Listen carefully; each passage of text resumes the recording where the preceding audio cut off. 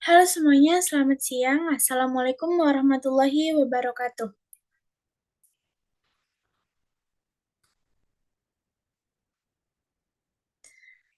Di sini saya akan mempresentasikan yaitu tentang hukum administrasi negara, yaitu dengan materi instrumen pemerintahan. Sebelumnya, perkenalkan nama saya Fadila Aulia dengan NIM 22042018.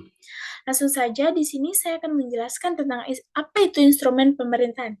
Instrumen pemerintahan adalah alat-alat atau sarana-sarana yang digunakan oleh pemerintahan atau administrasi negara dalam melaksanakan suatu tugas. Instrumen pemerintahan merupakan bagian dari instrumen penyelenggaraan negara secara umum.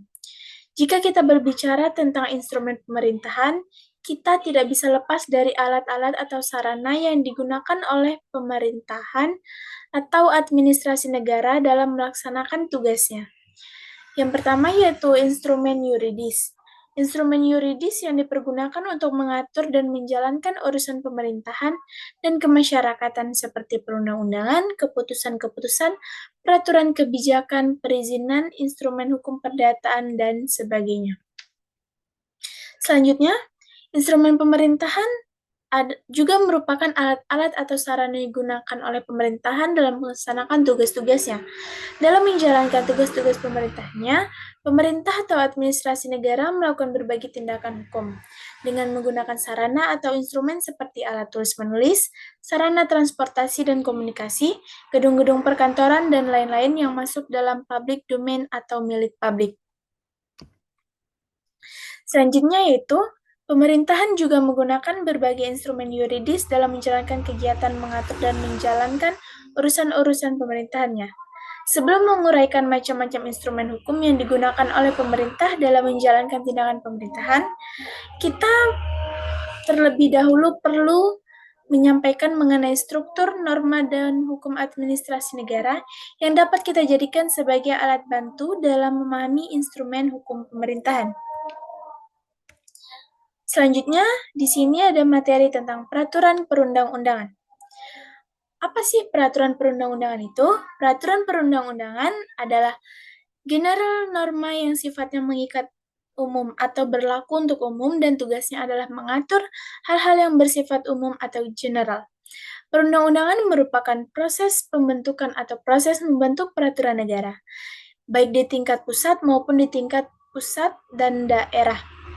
Perundang-undangan juga memiliki arti sebagai segala peraturan negara yang merupakan hasil pembentukan peraturan-peraturan baik di tingkat pusat dan juga di tingkat daerah. Selanjutnya di sini ada ciri-ciri peraturan perundang-undangan. Peraturan perundang-undangan bersifat umum dan komprehensif. Yang demikian merupakan kebalikan dari sifat-sifat yang khusus dan terbatas. Peraturan perundang-undangan bersifat universal. Ia diciptakan untuk menghadapi peristiwa-peristiwa yang akan datang yang belum jelas dengan jelas dan konkretnya.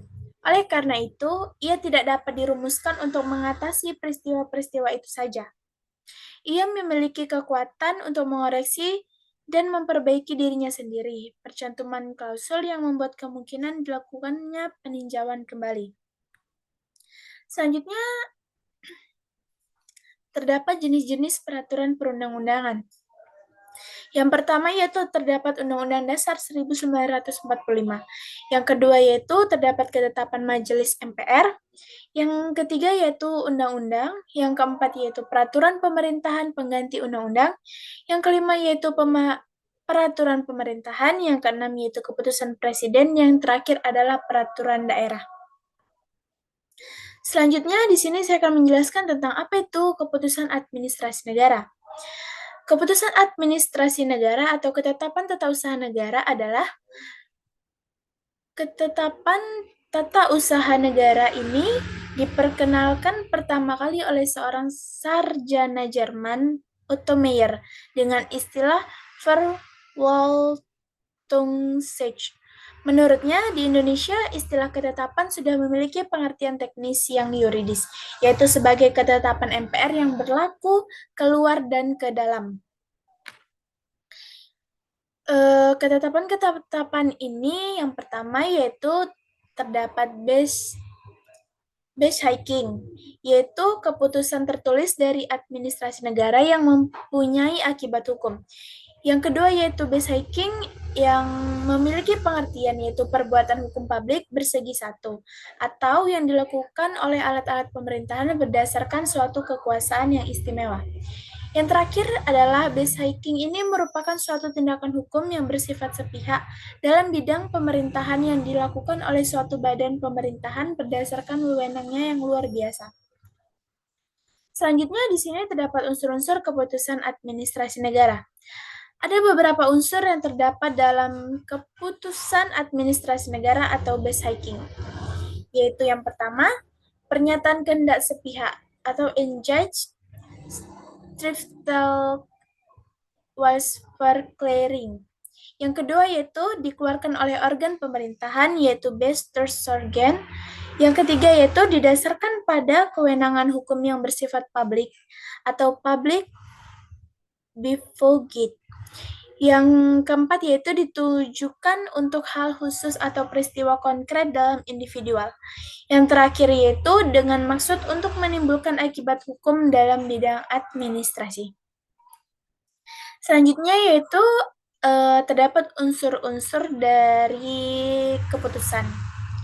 Yaitu yang pertama penetapan tertulis, yang kedua itu dikeluarkan oleh badan atau pejabat tata usaha negara, yang selanjutnya itu berisi tindakan hukum tata usaha negara, selanjutnya berdasarkan peraturan perundang-undangan yang berlaku, yang selanjutnya bersifat konkret, individual, dan final.